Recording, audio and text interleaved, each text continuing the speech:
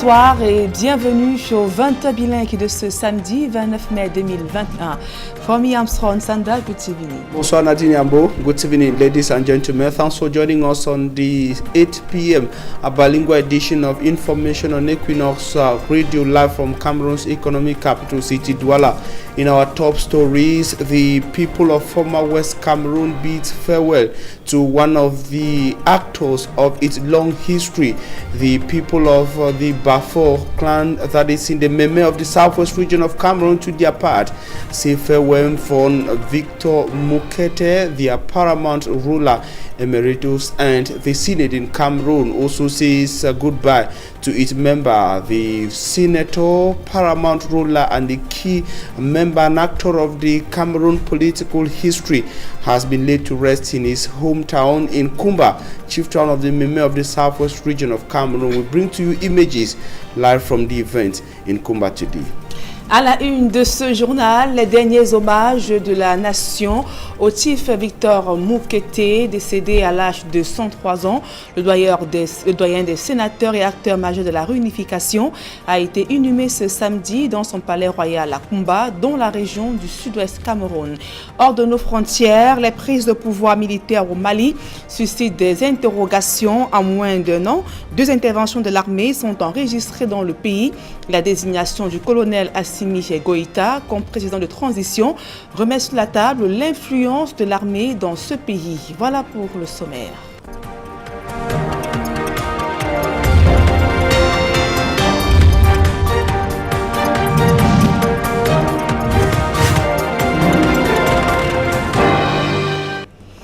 Mesdames, Messieurs, une fois encore, bonsoir et merci d'honorer ce rendez-vous de l'information sur Equinox Télévision. En ouverture de ce journal, évoquant ce phénomène qui inquiète de plus en plus au Cameroun. Il s'agit de la culture du palmier d'huile qui entraîne une déforestation inquiétante au Cameroun. C'est du moins l'une des conclusions d'une étude menée par le Fonds mondial pour la protection de la nature et l'Université de Yaoundé 1. Et comment donc limiter les dégâts? Éléments de réponse dans ce reportage de Guizou. Comment concilier la production du palmier à huile avec le respect de l'environnement, dont de la forêt? Alors que la menace que cette culture fait planer sur la biodiversité est grande, une étude dénommée Oil Palm Adaptive Landscapes, OPAL, menée par le Fonds mondial de la nature, WWF, et l'Université de Yaoundé 1, s'est déroulée durant 7 ans. L'idée, c'est d'aller vers un développement qui tient compte des aspects de protection de la biodiversité et en particulier ici des aspects de préservation des zones de haute valeur de conservation et de haut stock de carbone, particulièrement pour ce qui concerne le développement du palmier à huile au Cameroun. Les constats qui sont faits relèvent un lourd impact sur la forêt. Le palmier à huile depuis 1990 est le premier moteur de la déforestation au Cameroun. Et nous avons essayé d'affiner les résultats. Sonada Maritime, Gwei et Kondotiti, les résultats sont les mêmes et on a constaté que si rien n'est fait, au bout d'une cinquantaine à une centaine d'années, la forêt aurait disparu dans ces territoires. Dès lors, il est question de suggestions aux paysans et aux agro-industries. Nous avons pensé qu'on pouvait conseiller aux paysans d'utiliser les jachères, les vieilles jachères, au lieu d'aller dans la forêt dense. Et également au niveau des agro-industries, d'éviter des extensions de superficie, mais plutôt d'essayer de voir dans la destruction de l'espace de palmier à une, quoi faire pour conserver au maximum la forêt. À l'endroit de l'État, l'étude suggère aussi de procéder au zonage des forêts, tout en évitant de recourir à la culture du palmier à huile autour des aires protégées. Au final, l'étude insiste sur le rôle central joué par les petits producteurs qui doivent par conséquent être soutenus. Les petits paysans sont plus importants. Et ils se posent un problème aujourd'hui. Bon, ils cultivent, mais ils excellent, n'est-ce pas, avec des outils artisanaux, rudimentaires, etc. On se dit quand même, si l'État qui encourage la production de palmier à huile pouvait dans ces zones leur donner ce qu'on appelle des presses modernes par rapport à leur presse artisanale, on gagnerait en durabilité. Le Cameroun produit plus de 230 000 tonnes de palmier à huile sur une surface d'environ 190 000 hectares, répartis entre les agro-industries, les plantations traditionnelles encadrées et les plantations villageoises. Et on parle santé à présent, plusieurs fois annoncé la fin des travaux du centre régional hospitalier d'Ebolova dans la région du Sud est effective. Le ministre de la Santé publique Manaouda Malachi s'y est rendu pour toucher du doigt les réalités, notamment l'infrastructure, centre qui devrait donc permettre aux populations de la région du Sud Cameroun d'avoir accès aux soins de santé de qualité qui restait jusqu'ici un problème majeur. Roger Takala et Xavier Foka. Comme dans plusieurs villes du Cameroun, avoir accès aux soins de santé de qualité n'est pas la chose la mieux partagée pour de nombreux citoyens de la ville d'Ebolova, chef-lieu de la région du Sud. Le tout nouveau centre hospitalier d'Ebolova, dont les travaux de construction viennent de s'achever, donnera la possibilité aux citoyens d'avoir accès à une bonne prise en charge. Le plateau technique est quand même relevé ici. Nous avons, en termes d'infrastructure, quasiment bouclé. En termes d'équipement, nous avons des équipements qui sont déjà installés et je pense que ça donne envie de penser que nous pouvons déjà proposer, n'est-ce pas, une date d'inauguration de cette formation sanitaire. Mais avant, l'utilisation de tout le matériel flambant neuf nécessite une formation et un recyclage du personnel soignant. Les équipements, donc finalement, on attend juste le personnel pour faire la formation. On a commencé quelques formations au niveau de l'imagerie, au niveau du bloc opératoire, mais il manque encore le personnel pour pouvoir faire cette formation au bon et du fort. D'une capacité d'environ 118 lits et d'un plateau technique de qualité, le centre hospitalier d'Ebolova permettra, selon le docteur Manaouda Malachi, une prise en charge dépassant bien au-delà de la ville d'Ebolova. Ce n'est pas simplement pour les populations de la région du Sud, c'est pour le Cameroun et peut-être même pour la sous-région parce que quand vous voyez la configuration de cette formation sanitaire, elle va jusqu'au-delà du Cameroun. Reste plus que l'inauguration et surtout la mise en service du centre hospitalier régional de la ville d'Ebolova pour le plus grand bien des populations. Et concernant la vaccination contre la pandémie de coronavirus au Cameroun, plusieurs semaines après le lancement, le Cameroun a déjà administré 40 103 doses de vaccin Sinopharm et également 20 515 doses du vaccin AstraZeneca. Le gouvernement encourage les populations à se faire vacciner pour se mettre à l'abri de ce virus. Tout autre chose à présent, face donc aux nouvelles réformes en cours dans le secteur fiscal au Cameroun, la direction des impôts explique les différentes opérations de dématérialisation des procédures afin de pouvoir améliorer la collecte auprès des entreprises. Le reportage de Guizoko. Est-ce que je viens ici aux impôts ou alors je vais toujours aller au net? Une caravane pour édifier les contribuables, c'est l'option choisie par la Direction générale des impôts pour expliciter les réformes en cours dans le secteur fiscal au Cameroun. C'est donc une révolution copernicienne qu'annonce la Direction générale des impôts dans les procédures. C'est une réforme qui a commencé depuis 2014. Nous avons dématérialisé l'ensemble de nos procédures, que ce soit la télédéclaration et maintenant le paiement. On a commencé la télédéclaration en 2014 avec la direction des grandes entreprises. Ensuite, on est allé vers les centres des moyennes entreprises à travers le Cameroun. Nous abandonnons complètement le système manuel pour le système dématérialisé, ceci pour faciliter la vie aux contribuables. Nous voulons rendre un meilleur service aux contribuables et par là améliorer la collecte des recettes. Concrètement, le contribuable se trouve partie prenante de toutes ces opérations fiscales. Le contribuable n'a plus à venir au centre des impôts pour accomplir ses obligations fiscales.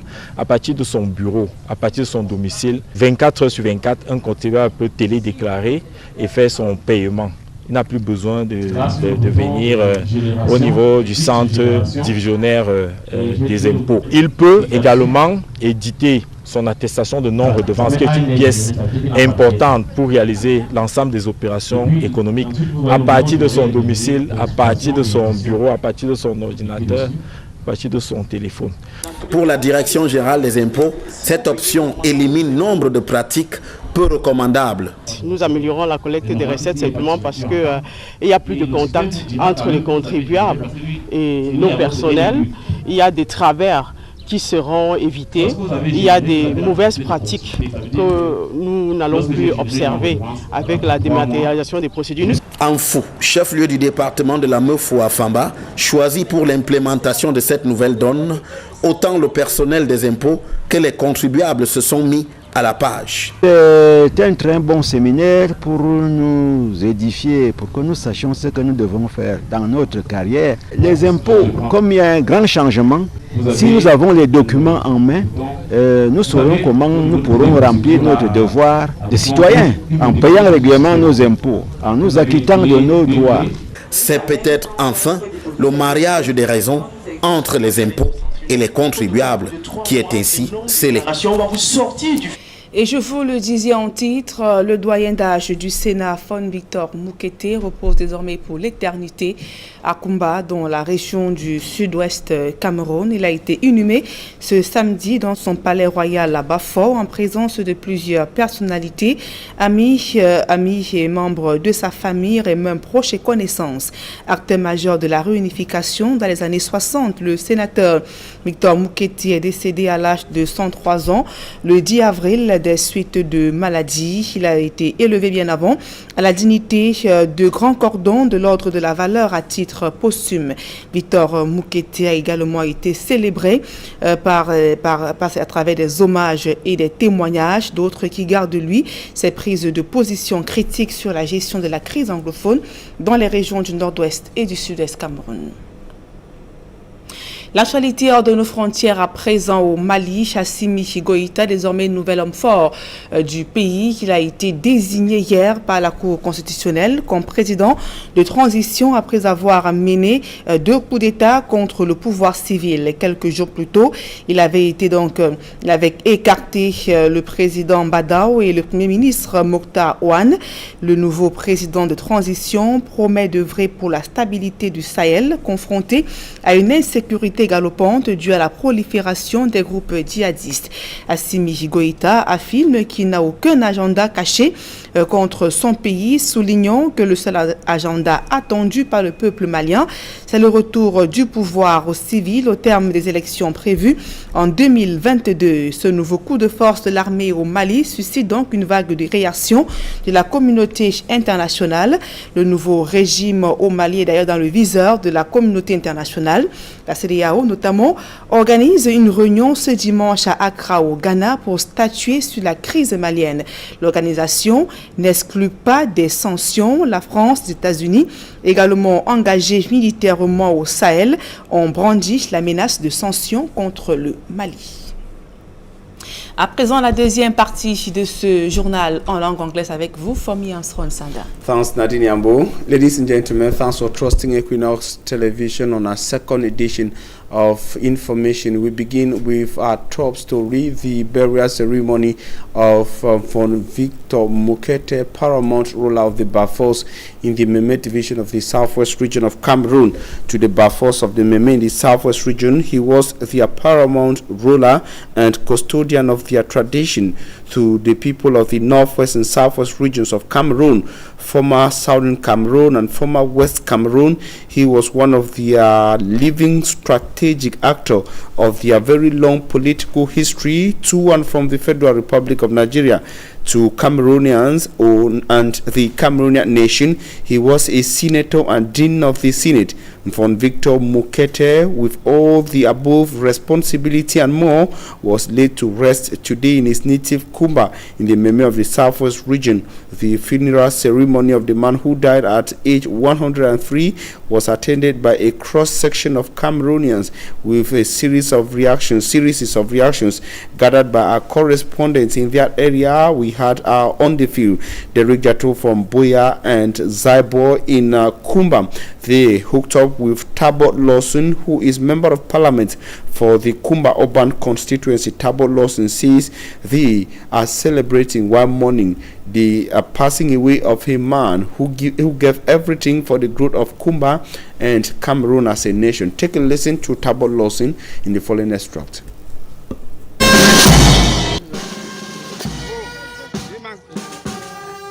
Like I said, we are not mourning in Kumba. We are celebrating the life of someone whose presence and whose stay on earth has touched the people of Kumba in every aspect of our living life in town. Chief Moukete, and after the unification, the chief is present. And you know, he's a man who was direct and will not hide his voice will not pretend when he wants to say something. And I must tell you that I personally grew up politically from the Muketes, and I will never forget him as a father because he opened his hands for us to come in. We worked with him in the most critical days of politics in the 90s. We worked with him, and I think that blessing took me to where I am today. And I must say that the population of Kumba is happy for the hospitality of the Bafos through him as paramount ruler. To all of us who are living in Kumba, and on behalf of the population of Kumba, the non-indigenous, that is out of the Bafos, out of the Bakundus and the Barombes, we are thankful and grateful for the open hand he gave us to live, and that we are still living quietly and friendly, feeling at home in the city of Kumba. We will miss him as a father, we will miss him as a grandfather, we will miss him as a political icon, we will miss him as a symbol of our history. And I must say, like I said, we are celebrating. You can see the crowd, you can see the people around. You know that we are actually celebrating the life of someone.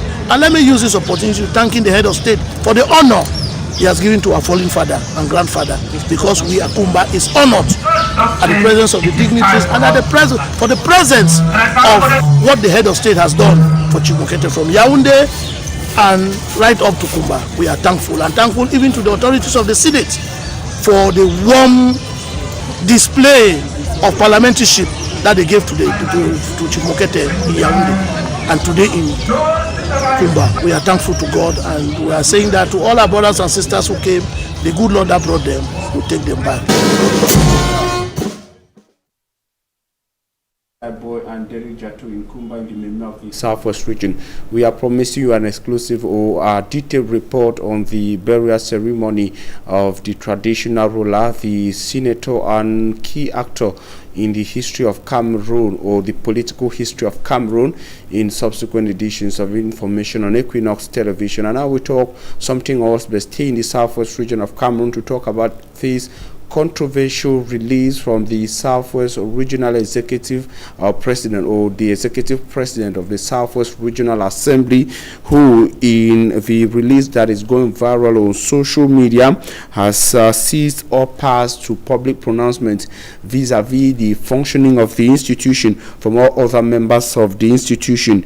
In his communique released a few days ago, the president, Zaccheaus Ilango Bakuma, warned every other member of the institution from giving a declaration on the functioning of the institution, and says that any other person speaking on the functioning of the Southwest Regional Institution must have gotten or must have his authorization to get the declaration, and also called on media organs to not consider any other statements mentioning the functioning of the institution from any other person who, apart from himself, or who has not been given due authorization.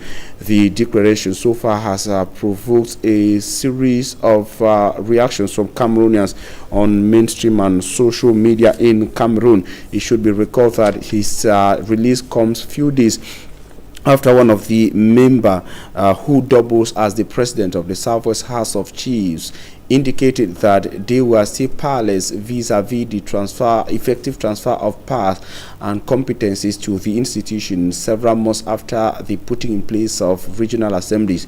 The same worry that came from the West region of Cameroon and other regional assemblies in the country. We shall be coming back to the information subsequently.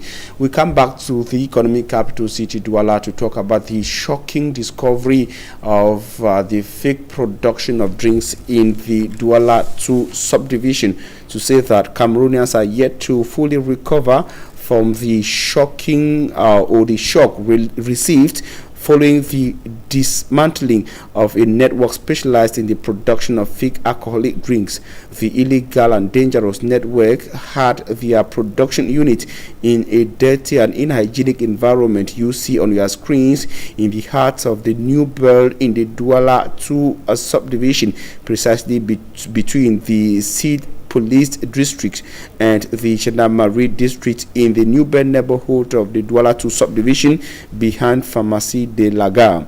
The men of the underworld used bottles and brands of well-known alcoholic drinks, brewery companies and well-known alcoholic drinks to fill their mixture, bottled and sent into drinking spots for Cameroonians to consume.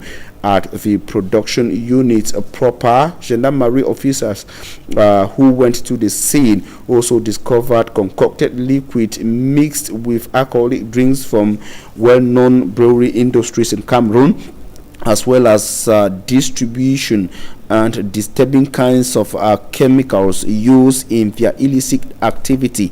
On the scene of the incident, 4 suspects, including a lady, were arrested for questioning.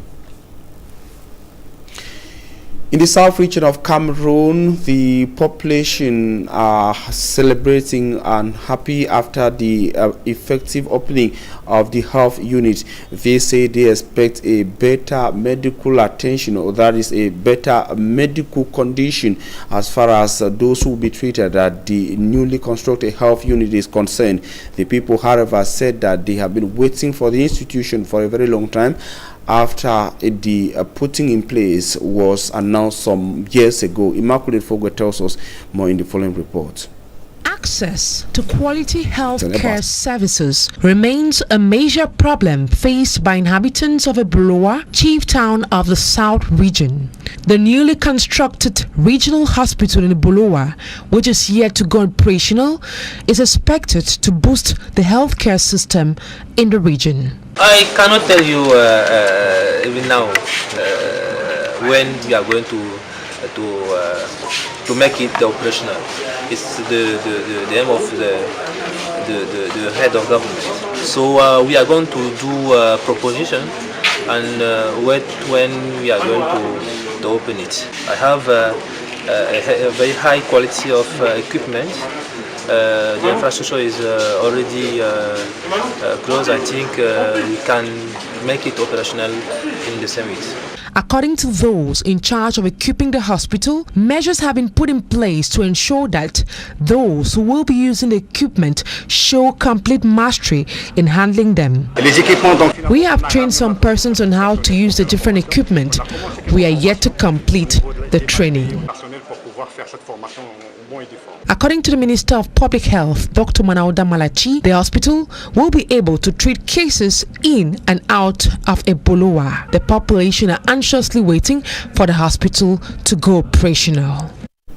The people say they're happy that the structure is in place, but are expecting that measures be put in place for the quick takeover or kickstart of activities at the health unit so they can be able to get their health problems resolved. That report brings us to the end of this edition of the Bilingual Newscast on Equinox Television. We thank you for your keen attention. Stay in the company of programs on Equinox. Nadine Yambo, have a nice evening. Merci Fomi Armstrong Sanda. Fin de ce journal. Mesdames et messieurs, merci pour votre aimable attention et passez d'agréables moments en compagnie de nos programmes qui se poursuivent.